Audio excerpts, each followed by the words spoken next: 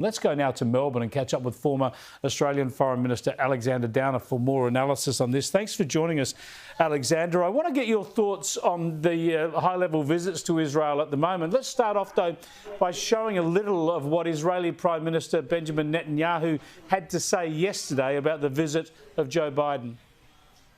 Your visit here is the first visit of an American president in Israel at a time of war. It is deeply moving. The first visit by a president during a time of war, it was an action that spoke more than words?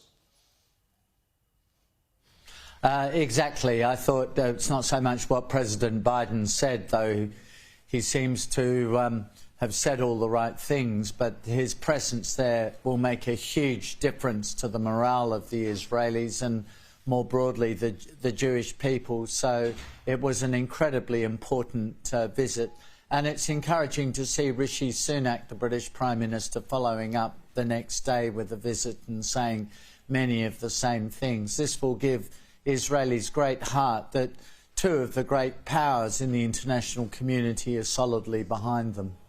Let me just go to that now. I think we've got some fresh vision in of Rishi Sunak in Israel and a little of what he had to say.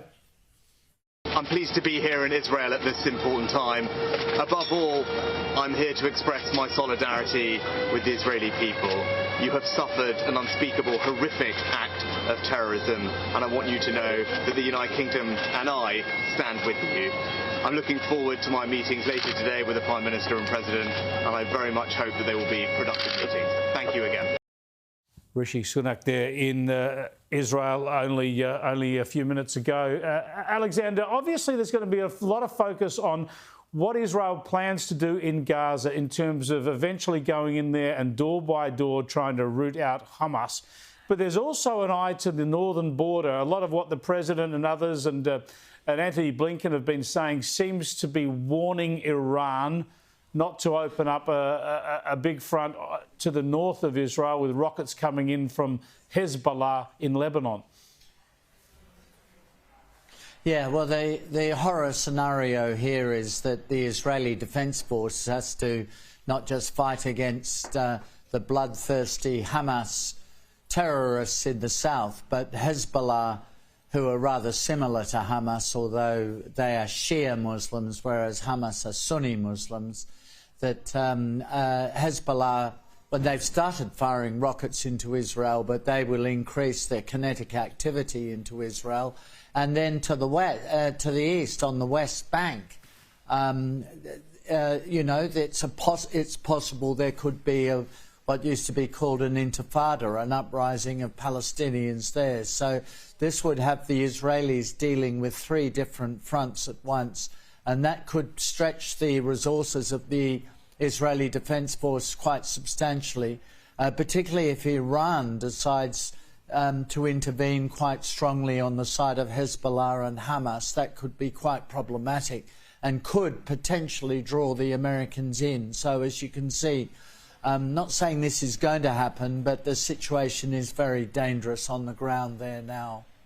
And so far on the West Bank, it's been relatively quiet from my understanding. The Fatah-controlled West Bank nowhere near as dangerous at this time as what Gaza has been. There seem to have been demonstrations and expressions of outrage, particularly in reaction to the Hamas claim that the Israelis attacked a hospital. It's clearly been completely disproven, that claim, but nevertheless that did lead to a pretty articulate reaction from Palestinians on the West Bank. But no, so far not too bad. But I mean, I think the real worry is the Iranians encouraging Hezbollah to launch an attack from the north. That seems, I mean, one doesn't know, but that seems possible. What about the threat of Islamist terrorism that's triggered by these events? We've seen an attack in Belgium. We've seen very volatile protests around the world, and we've seen even Labor MPs saying things in Australia that immediately is targeting Israel, immediately says that Palestinian people are not being treated with the same their lives are not being treated with the same sanctity as the lives of others. And this is a very dangerous time, isn't it?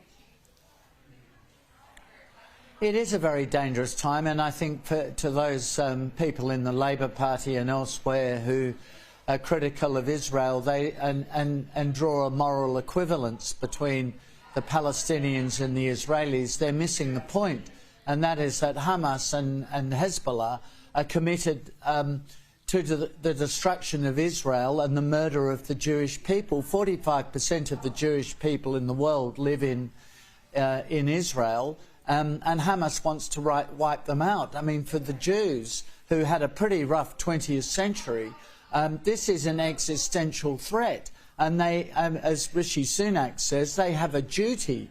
The Israeli government has a duty to deal with this threat.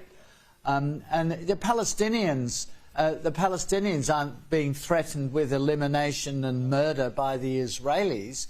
The Israelis are going out of their way to try to avoid civilian casualties. It's Hamas who are putting civilians in the way of the Israeli attacks and using civilians as human shields, which is a terrible abuse of people. So, politicians in the Labour Party and elsewhere, who are Greens in particular, who are coming out now in support of the Palestinians, misunderstand the whole situation. Alexander, just briefly and finally, Peter Dutton has suggested that Anthony Albanese should go to Israel en route to the US next week. Would that be useful? It'd be a great symbol of Australian support for the Israelis. I mean, we've had Chancellor Scholz of Germany go there. Then the next day, or almost the next day, of course, the Biden visit, then the Sunak visit. It'd be a wonderful thing if the Australian Prime Minister went as well and showed Australia's support for Israel. You know, it's a tough time for the Israelis in more ways than one, but including diplomatically, because third world countries mainly line up against Israel. Something like a third of all the resolutions in the UN are devoted to condemning Israel. I mean, you know, they have a tough time internationally, so the Australian Prime Minister's visit would give them great support and would be a wonderful symbol.